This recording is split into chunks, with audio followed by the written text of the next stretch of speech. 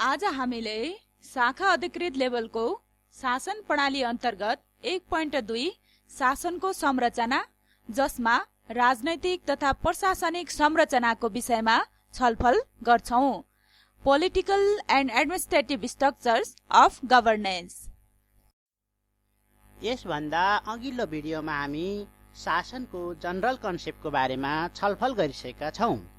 शासन भन्नाले वैधानिक शक्तिको प्रयोग भन्ने बुझिन्छ, तर यो कन्सेप्ट अब पुरानो भइसकेको छ। आधुनिक परिभाषा अनुसार जनताको सेवाका लागि सरकारले सञ्चालन गर्ने क्रियाकलापहरूको समष्टिगत रूप नै शासन भन्ने बुझिन्छ। शासनको संरचना भन्नाले शक्ति, स्रोत र जिम्मेवारीको अभ्यास र प्रयोगका लागि बनाइएको कानुनी र संस्थागत व्यवस्थाको समष्टिगत रूप हो। नीति निर्माणको कार्यमा संलग्न हुने संरचना राजनैतिक संरचना हो। नेपालको सन्दर्भमा संघीय लोकतान्त्रिक गणतन्त्र र संसदीय व्यवस्था नै राजनैतिक संरचना हो। राजनैतिक प्रणालीले तय गरेको नीति कार्यान्वयनमा संलग्न हुने संरचना प्रशासनिक संरचना हो। नेपालको प्रशासनिक संरचना मूल संरचनाको रूपमा रहने राजनीतिक संरचनाको संघीय ढाँचामा आधारित भएको पाइन्छ। शासनको राजनीतिक संरचना। शासनको राजनीतिक संरचनालाई शासकीय स्वरूप र राज्यको स्वरूप गरी दुई भागमा विभाजन गरेर अध्ययन गर्न सकिन्छ। शासकीय स्वरूप अन्तर्गत विश्वमा विभिन्न प्रकारका शासकीय स्वरूपहरू प्रचलनमा छन्, तैपनि मुख्य गरेर संसदीय स्वरूप र राष्ट्रपतीय स्वरूप मुख्य प्रचलनमा रहेका शासकीय स्वरूपहरू हुन्। त्यसबाहेक पनि संसदीय र राष्ट्रपतिको मिश्रणको रूपमा मिश्रित प्रणाली पनि प्रचलनमा छ। खास गरेर फ्रान्सको व्यवस्थालाई मिश्रित प्रणालीको रूपमा हामीले अध्ययन गर्ने गर्दछौँ। त्यस्तै शासनको राजनैतिक संरचना अन्तर्गत राज्यको स्वरूप रहेको छ। राज्यको स्वरूपमा एकात्मक राज्य स्वरूप र संघात्मक राज्य स्वरूप रहेको छ। संसदीय व्यवस्था। संसदले कार्यकारी प्रमुखको निर्वाचन गर्ने प्रणाली भनेको संसदीय व्यवस्था हो। संसदले प्रधानमन्त्री चुन्छ भने राष्ट्रपति चाहिँ नाम मात्रका राष्ट्रपति हुन्छन्। उनी राष्ट्र प्रमुखको रूपमा केही सेरेमोनियल पाका साथ रहेका हुन्छन् अथवा हुन्छन्। प्रधानमन्त्री संसदप्रति जवाफदेही हुन्छ। प्रधानमन्त्रीले मन्त्रीमण्डल गठन गर्छ र मन्त्री बन्नका लागि संसदको सदस्य हुनु अनिवार्य हुन्छ। संसदको सामान्य बहुमतले पनि प्रधानमन्त्रीलाई हटाउन सक्ने र नयाँ प्रधानमन्त्री चुन्न सक्ने हुन्छ। बेलायत, नेपाल लगायतका देशहरूमा संसदीय व्यवस्था रहेको पाइन्छ। त्यस्तै राष्ट्रपतीय व्यवस्थामा जनताले सिधै मतदान मार्फत कार्यकारी प्रमुख छान्ने व्यवस्था हुन्छ र राष्ट्र प्रमुख र सरकार प्रमुख एउटै व्यक्ति हुने हुन्छ। शक्ति पृथकीकरणको पूर्ण कार्यान्वयन हुन्छ। यसमा शक्ति पृथकीकरणमा व्यवस्थापिका, कार्यपालिका र न्यायपालिकाको कार्यान्वयन पूर्ण रूपमा हुन्छ। मन्त्री बन्न संसद हुनु नपर्ने व्यवस्था हुन्छ र राष्ट्रपति हटाउन संसदको 2/3ले महाअभियोग पास गर्नुपर्ने हुन्छ। राष्ट्रपतीय व्यवस्थाको राम्रो उदाहरण भनेको अमेरिका हो। कुनै पनि व्यवस्था आफैमा पूर्ण हुँदैन, त्यसका फाइदाहरू पनि हुन्छन् र बेफाइदाहरू पनि हुन्छन्। संसदीय व्यवस्थाका फाइदा र राष्ट्रपति व्यवस्थाका फाइदाहरू एक आपसमा बेफाइदाहरू पनि हुन्। राष्ट्रपति र संसदीय व्यवस्था एक आपसमा उल्टो व्यवस्था भएको कारणले गर्दाखेरि संसदीय व्यवस्थाका फाइदा भनेको राष्ट्रपति व्यवस्थाका बेफाइदाहरू पनि हुन्। जस्तो विधेयक पास गर्न सजिलो हुन्छ संसदीय व्यवस्थामा भने राष्ट्रपति व्यवस्थामा विधेयक पास गर्न गाह्रो हुन्छ, किनभने राष्ट्रपति छुट्टै पार्टीको हुन्छ र संसद चाहिँ बहुमत छुट्टै पार्टीको हुन सक्छ। सरकार र संसदबीच सुमधुर सम्बन्ध रहन्छ। राष्ट्रपति व्यवस्थामा भने संसदीय व्यवस्थामा भने राष्ट्रपति व्यवस्थामा सरकार र संसदबीच द्वन्द्व पनि सिर्जना हुन सक्छ, किनभने संसदमा छुट्टै पार्टीको बहुमत हुन सक्ने सम्भावना हुन्छ। सरकार निरङ्कुश बस्न थालेमा संसदले नियन्त्रण गर्छ। यो संसदीय व्यवस्थाको फाइदा हो भने राष्ट्रपतीय व्यवस्थामा संसदले त्यस्तो नियन्त्रण गर्न सक्दैन। राष्ट्रपतिले हदै गर्न थाले भने चाहिँ यी संसदले महाभियोग लगाउन सक्छ, तर त्यसको लागि पनि 2/3 सदस्य आवश्यक पर्छ। व्यक्तिभन्दा पार्टीको नीति प्रभावकारी हुन्छ संसदीय व्यवस्थामा भने राष्ट्रपति व्यवस्थामा राष्ट्रपति एकचोटि जनताबाट प्रत्यक्ष निर्वाचित हुने कारणले गर्दाखेरि सबै पार्टीका मूल्य मान्यता र पार्टीका निर्देशन पालना नगर्न पनि सक्छ। त्यसै गरी संसदीय व्यवस्था भनेको विभिन्न जात जातिहरू भएको देशहरूमा विविधता व्यवस्थापनको लागि उपयुक्त हुन्छ, किनभने संसद त्यही अनुसार प्रतिनिधित्व हुन्छ र संसदबाट मन्त्रीमण्डल पनि विविध रूपमा समानुपातिक ढङ्गले समावेशी ढङ्गले बनाउनको निम्ति प्रधानमन्त्री बाध्य हुन सक्छन्। त्यसै गरी यो योग्य व्यक्तिलाई संसदले प्रधानमन्त्री छनौट गर्छ, तर राष्ट्रपति प्रणालीमा कुनै पनि व्यक्ति पपुलर हुँदैमा योग्य भन्ने हुँदैन, तर पपुलर व्यक्ति जस्तो सुकै पनि राष्ट्रपति बन्न सक्ने सम्भावना हुन्छ। त्यो सम्भावना संसदीय व्यवस्थामा हुँदैन, किनभने त्यहाँ जनताले संसद छान्छन् र संसदले प्रधानमन्त्री छान्ने भए भएर संसदहरूले केही विवेक प्रयोग गर्छन् भन्ने मान्यता रहेको पाइन्छ। राष्ट्रपतीय व्यवस्थाका फाइदाहरू अन्तर्गत यसमा प्रत्यक्ष जनादेश प्राप्त हुन्छ। यसमा प्रत्यक्ष जनादेश प्राप्त हुन्छ भनेको व्यक्ति प्रत्यक्ष रूपमा राष्ट्रपतिको उम्मेदवार हुन्छ अनि जनताले प्रत्यक्ष रूपमा त्यो राष्ट्रपतिलाई भोट हालेर जिताउने हुन्छ।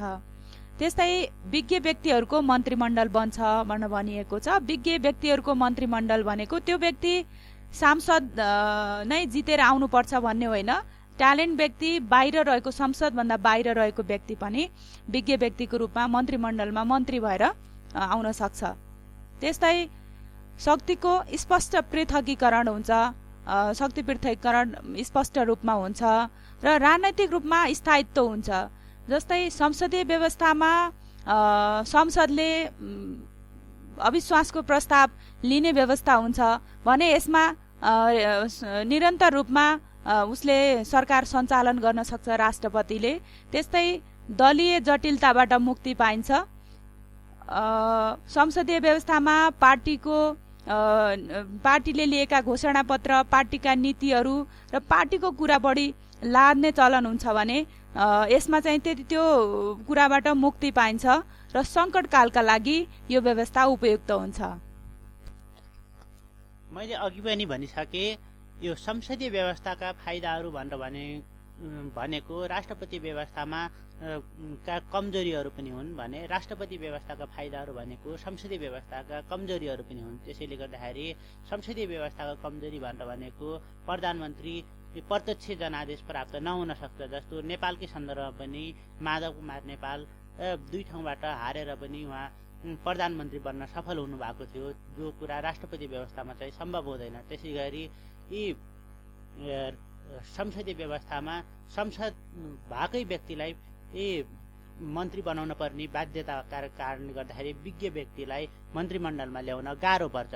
त्यसै गरी संसदीय व्यवस्थामा शक्ति पृथकीकरण भन्दा पनि नियन्त्रण र सन्तुलन बढी हुन्छ। त्यसले गर्दाखेरि प्रधानमन्त्री बहुमत प्राप्त दलको व्यक्ति प्रधानमन्त्री बन्ने हुँदाखेरि प्रधानमन्त्रीका कुराहरू जेको त्यही पारित गर्ने गर्दाखेरि सरकारको एउटा छाया मात्रको रूपमा संसद रहन पुग्दछ। त्यसले गर्दाखेरि संसद चाहिँ रबर स्ट्याम्प जस्तो मात्र खास कार्यकारी संसदको पनि अधिकार प्रधानमन्त्रीले प्रयोग गरिरहेको पनि पाइन्छ।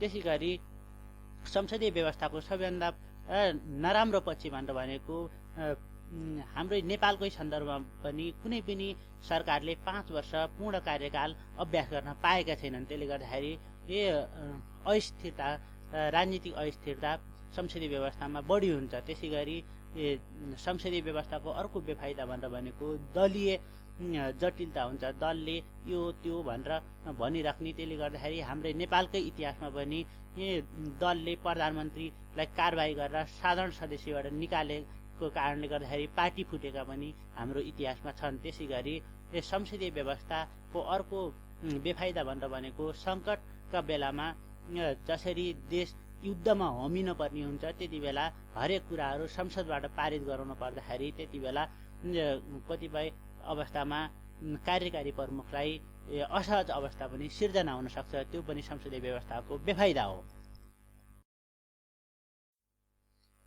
र त्यसै गरी हामीले અહીં भन्यो राज्यको स्वरूपमा दुई प्रकारको हुन्छ, एकात्मक व्यवस्था र संघात्मक व्यवस्था। एकात्मक व्यवस्था भनेको हामीले नेपालमा यो पहिला 47 सालको संविधान अनुसार हामीले एक्सरसाइज गरेको व्यवस्था भनेको एकात्मक व्यवस्था हो, जसमा सम्पूर्ण अधिकार र शक्ति केन्द्रीय सरकारमा रहन्छ। विकेन्द्रीकरणको माध्यमबाट तल्लो तहमा अधिकारको प्रत्यायोजन हुन्छ। त्यति बेला पनि नगरपालिकाहरू पनि थिए, गाविसहरू पनि थिए, तर त्यति बेला स्थानीय सरकार स्वायत्त शासनको कुराहरू हुन्थ्यो, तर पनि अल्टिमेट पावर चाहिँ केन्द्रसँग हुन्थ्यो र केन्द्रले कुनै पनि बेला त्यो अधिकार आफूलाई दिएका अधिकार फिर्ता लिन पनि सक्थ्यो। त्यसै गरी केन्द्र सरकारको मातहतमा स्थानीय तहहरू हुने हुँदा उनीहरूले भनेको नमानेमा कुनै पनि ढङ्गले अधिकार केन्द्रले नै एक्सर्साइज गरेर फिर्ता लिन सक्थ्यो। तर अहिलेको अवस्थामा संघात्मक अवस्थामा त्यो अवस्था छैन। पहिलेका गाविसहरू गाउँपालिकामा परिणत भएका छन् भने नगरपालिकाहरू पनि स्थानीय सरकारको रूपमा आफ्नो तहको एक्सर्साइज गर्नको निम्ति आफ्नो तहमा संविधानले दिएका सूची पछि स्थानीय तहको अधिकारका सूचीहरूको बारेमा एक्सर्साइज गर्नको निम्ति उनीहरू स्वतन्त्र रहेका छन्। त्यस्तै गरी संघात्मक व्यवस्थामा हाम्रो नेपालमा अहिलेको संविधान बनिसकेपछि यो संघात्मक व्यवस्थामा गएको छ नेपाल। र संघात्मक व्यवस्थामा के हुन्छ भने दुई वा सोभन्दा बढी तहका सरकारमा अधिकार र शक्तिको विभाजन हुन्छ। हामीले अघिल्लो भिडियोमा पनि भनेका छौँ 753वटा स्थानीय तह छ र 7वटा प्रदेश र एउटा सङ्घको सरकार छ भनेर भनेका छौँ। त्यस्तै गरी हरेक तहमा सरकारसँग संविधान प्रदत्त अधिकार प्रयोगमा स्वतन्त्र हुन्छ र प्रदेश र स्थानीय सरकारहरू केन्द्र सरकारको पूर्णतः अधीनस्थ नहुने भनेर भनेको छ। धेरै कुराहरू अहिलेको संविधानले नै के अधिकारहरू प्रदेश र स्थानीय तहले प्रयोग गर्ने भन्ने स्पष्ट व्याख्या गरेको छ। त्यस्तै कमिङ टुगेदर र होल्डिङ टुगेदर गरी संघीयता निर्माणका दुई मोडेलहरू हुने भनेर भनेको छ। र कमिङ टुगेदर को राम्रो उदाहरण भनेको अमेरिका हो। त्यति बेला बेलायतको उपनिवेशबाट मुक्त भइसकेपछि 12वटा स्टेटहरूले एउटा बलियो राज्य स्थापना गर्न आवश्यक हुन्छ भनेर धेरै राज्यहरूले युनाइटेड भएको कारणले गर्दाखेरि त्यसलाई युनाइटेड स्टेट अफ अमेरिका भनेर भनियो। अमेरिका चाहिँ कमिङ टुगेदर हो भने हाम्रो पहिला एकात्मक व्यवस्थाबाट संघात्मक व्यवस्थामा गएको नेपालको उदाहरण भनेर भनेको होल्डिङ टुगेदरको उदाहरण हो। र एकात्मक व्यवस्थाका फाइदाहरू भनेर यहाँ हामीले दिएका छौँ। एकात्मक व्यवस्थाका फाइदा भनेर भनेको संघात्मक व्यवस्थाका बेफाइदाहरू पनि हुन्। त्यसले गर्दाखेरि हामीले तपाईँहरूलाई दुई पटक पढ्न नपरोस् भनेर एकैचोटि राखिदिएका छौँ। एकात्मक व्यवस्थाका फाइदाहरूमा कामको दोहोरोपना हुँदैन, किनभने सरकार एउटै हुन्छ। संघात्मक व्यवस्थाको बेफाइदा भनेर भनेको कामको दोहोरोपना हुन्छ। त्यसै गरी एकात्मक व्यवस्थाको फाइदा भनेर भनेको राष्ट्रिय एकता दरिलो हुन्छ। संघात्मक व्यवस्थाको बेफाइदा भनेर भनेको राष्ट्रिय एकता कमजोर पनि हुनसक्छ। यहाँ कतिपय पार्टीहरूले देशै टुक्रिन सक्छ पनि भनेर भनिरहेछन्, त्यसमा केही सत्यता पनि हुनसक्छ। र एकात्मक व्यवस्थाको अर्को फाइदा भनेर भनेको कम खर्चिलो हुन्छ। संघात्मक व्यवस्थाको बेफाइदा भनेर भनेको यो बढी खर्चिलो हुन्छ, किनभने अहिले हामीसँग पहिला एउटा मात्र सरकार थियो भने अहिले यी प्रदेशमा त्यति धेरै सरकारहरू छन्। त्यसै गरेर स्थानीय तहमा पनि स्थानीय सरकार भनेर भनिन्छ। त्यसले गर्दा ती सबै कुराहरूको लागि बढी खर्च लाग्ने नै भयो। त्यसै गरी एकात्मक व्यवस्थाको फाइदा भनेर भनेको नीतिगत र प्रशासनिक एकरूपता हुन्छ, किनभने सरकार एउटै हुन्छ भने संघात्मक व्यवस्थाको बेफाइदा भनेर भनेको नीतिगत र प्रशासनिक एकरूपता नहुन सक्छ, किनभने एउटा प्रदेशले एकतिर जोत्ने अर्को प्रदेशले अर्कोतिर जोत्ने भयो भने त्यहाँ कन्फ्लिक्ट आउँछ। त्यसै गरी युद्ध र सङ्कटको बेला एकात्मक सरकार उपयोगी हुन्छ। हामीले यी राष्ट्रपतीय प्रणालीको कुरा पनि गऱ्यौँ। त्यसले गर्दा एकात्मक व्यवस्थामा बोल्ड डिसिजन लिन सक्छ, जुन सङ्घीयतामा गाह्रो पर्न सक्छ, किनभने सबै प्रदेशहरूलाई यी सबै राज्यहरूलाई मनाउन गाह्रो पनि हुन सक्छ। त्यसै गरी विवाद कम हुने र तहगत द्वन्द्व नहुने हुन्छ एकात्मक सरकारमा। भनी अर्को छ स्थानीय निकाय केन्द्रप्रति जवाफदेही हुन्छ भने सङ्घात्मक सरकारमा आफ्नो शक्ति संविधानले दिएको अधिकारहरू स्वतन्त्र रूपले उनीहरूले प्रयोग गर्न स्वतन्त्र हुने कारणले गर्दाखेरि कतिपय अहिले भ्रष्टाचारका कुराहरू पनि आइरहेछन् स्थानीय तहमा, किनभने त्यो जवाफदेही त कम भएको कारणले गर्दाखेरि आफै सर्वेसर्वा हो भनेर भन्ने एउटा भावनाले गर्दाखेरि त्यो समस्या आएको हुन सक्ने अनुमान गर्न सकिन्छ। त्यस्तै सङ्घात्मक व्यवस्थाका फाइदा अन्तर्गत हाम्रो विविधताको व्यवस्थापन भनेको छ। विविधताको व्यवस्थापन भनेको एउटै देशमा एउटै प्रकृतिको भाषा चालचलन हुँदैन, त्यस अन्तर विभिन्न भागमा भाषा, संस्कार, संस्कृति, भूगोल, त्यहाँको मान्छेको चरित्र विविध प्रकारको हुन्छ। त्यो अनुसार सङ्घात्मकमा त्यो अनुसारको विविधताको व्यवस्थापन हुन्छ। र अर्को छ स्थानीय आवश्यकता अनुसारको शासन र विकास। स्थानीय आवश्यकता अनुसारको शासन र विकास भनेको केन्द्र सरकारले सबै कुरालाई समेट्न सक्दैन, त्यो हुनाले स्थानीय सरकारले आफ्नो भूगोल अनुसार को शासन सञ्चालन गर्छ र त्यो अनुसारको विकास गर्छ र सेवा प्रवाहमा सरलता हुन्छ। आफूले हालेको भोट आफ्नै भोटको प्रभाव पनि हुन्छ र आफ्नो नजिकको आफूले चिनेको व्यक्तिलाई भोट दिन्छ र सेवा प्रवाहमा पनि त्यो किसिमको सरलता र नजिक हुन्छ आफूले सेवा लिने क्रममा। त्यस्तै स्थानीय नेतृत्वको विकास, स्थानीय तहमै स्थानीय नेतृत्वको विकास हुन्छ र स्थानीय शासनमा अपनत्व हुन्छ र सरकारका क्रियाकलापमा जनताको प्रत्यक्ष नियन्त्रण हुन्छ। त्यसको दूरी नजिक हुने र आफूले हालेको जो भोट छ र आफूले चिनेकै व्यक्तिले जित्ने हुँदा त्यहाँ सरकारको क्रियाकलाप कस्तो भइराखेको छ, के भएको छ भन्ने जनताले प्रत्यक्ष अनुभव र नियन्त्रण गर्न पाउँछ र शक्ति पृथकीकरणलाई बढावा दिन्छ।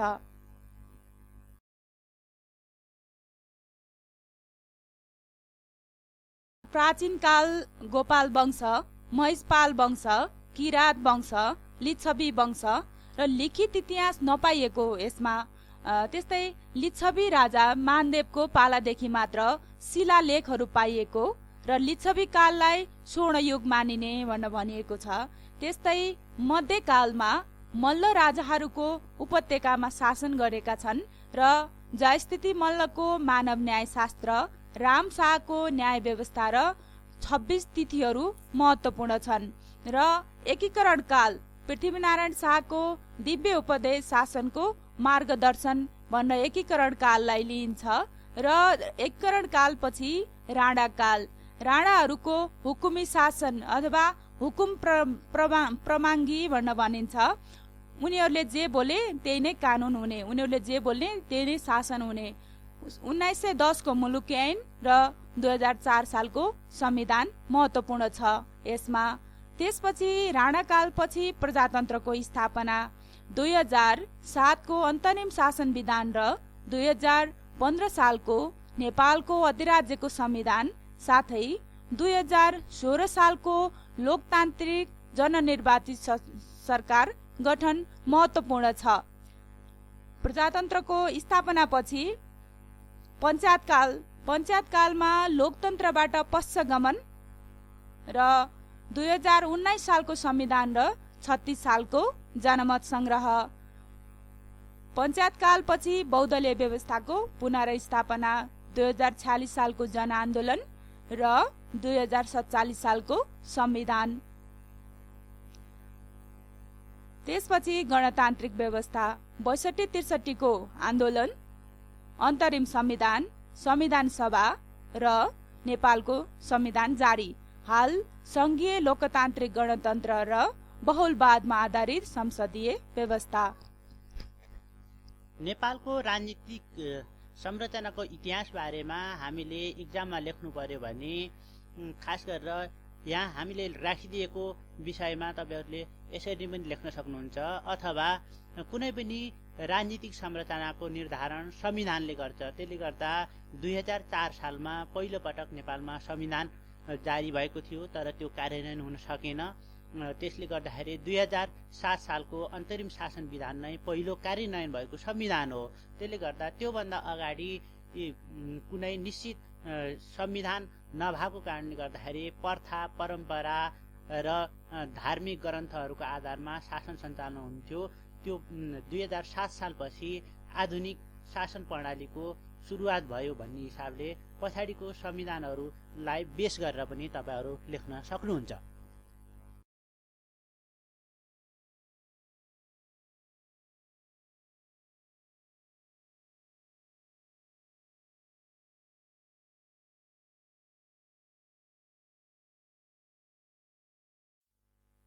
र अर्को छ प्रशासनिक संरचना। राजनीतिले नीति निर्माण गर्छ भने प्रशासनले नीतिको कार्यान्वयन गर्छ। त्यसले गर्दाखेरि राजनीतिक संरचना जस्तो भयो प्रशासनिक संरचना पनि त्यसैमा आधारित भएर बनिएको हुन्छ। खास गरेर नेपाल अहिले संघीयतामा गइसकेपछि 3 तहको सरकार छ। राजनीतिक रूपमा राजनीतिक संरचना 3 तहमा भएको कारणले गर्दाखेरि हाम्रो प्रशासनिक संरचना पनि 3 तहमा हुने स्वाभाविक छ। एउटा केन्द्र, अर्को प्रदेश र अर्को स्थानीय।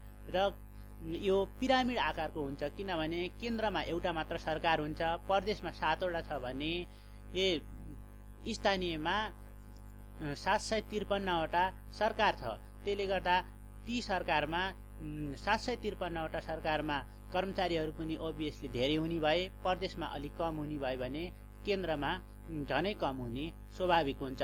तैपनि हाम्रो संरचना प्रदेशको भन्दा पनि केन्द्रमा बढी भएको जस्तो पनि देखिन्छ।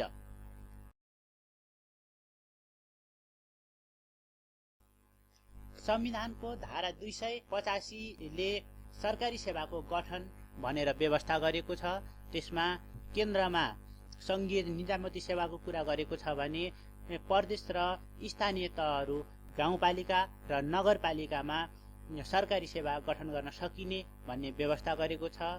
खास गरी प्रशासन भनेको न्युट्रल, कम्पिटेन्ट र ट्रान्सपारेन्ट हुनुपर्ने हुन्छ। त्यसै गरी यो प्रशासनिक संरचना प्रिन्सिपल अफ डिभिजन अफ वर्कमा आधारित हुन्छ। कामको विभाजन, विभागीकरण, विशिष्टीकरण र अधिकारको सोपान र मेरिटोक्रेसी गुणमा आधारित भएर यो प्रशासन संयन्त्र बनेको हुन्छ। त्यस्तै प्रिन्सिपल अफ सब्सिडारिटी परिपूरणको सिद्धान्त। सबैभन्दा नजिकको सार्वजनिक निकायबाट नागरिकले सेवा पाउनुपर्छ भन्ने सिद्धान्त हुन्छ यसमा। त्यस्तै प्रिन्सिपल अफ करस्पोन्डेन्स समपूरणको सिद्धान्त। सेवाको प्रवाह उपयुक्त निकायबाट दिइनु पर्दछ भन्ने सिद्धान्त छ। त्यस्तै समरूपताको सिद्धान्त। एउटा संगठनभित्र एकै प्रकृतिको काम गरिनुपर्छ, जस्तै महिला सम्बन्धी काम, बालबालिका सम्बन्धी काम। अर्को छ समन्वयको सिद्धान्त। अन्तर संस्था योजना निर्माण र कार्यान्वयनमा समन्वय हुनुपर्दछ। उदाहरणको लागि मेलम्ची खानेपानी आयोजना र विद्युतको तार अन्डरग्राउन्ड गर्ने कुरालाई समन्वय हुनुपर्छ। त्यस्तै गैर दोहोरोपनाको सिद्धान्त। कार्यक्षेत्र र कामको प्रकृति नखप्टिने हुनुपर्छ। दुईवटा संस्थाले एउटै कार्यको लागि इफोर्ट खेर फाल्नु हुँदैन।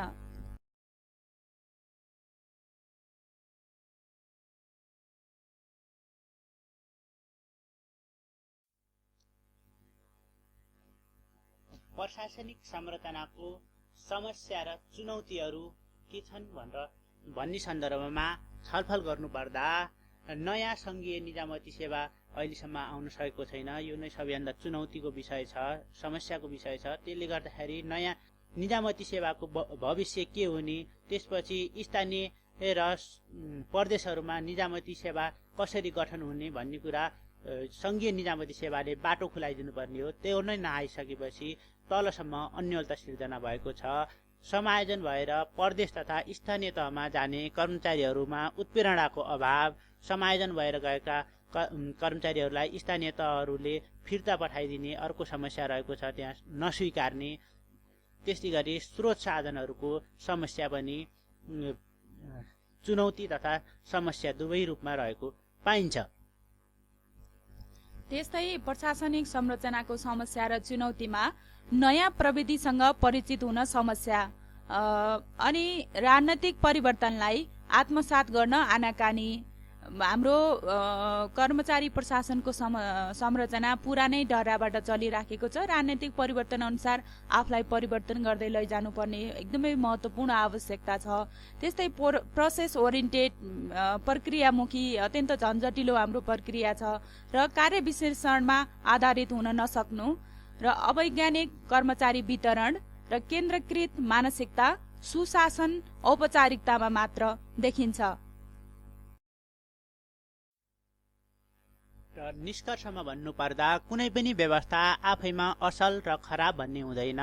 संसदीय, राष्ट्रपतीय, एकात्मक वा सङ्घात्मक जुनसुकै व्यवस्था अवलम्बन गरे पनि सुशासन कायम गर्न सकेमा सफलता हासिल गर्न सकिन्छ भन्ने विश्वका विभिन्न देशका भिन्दा भिन्दै अभ्यासहरूले स्थापित भइसकेको छ।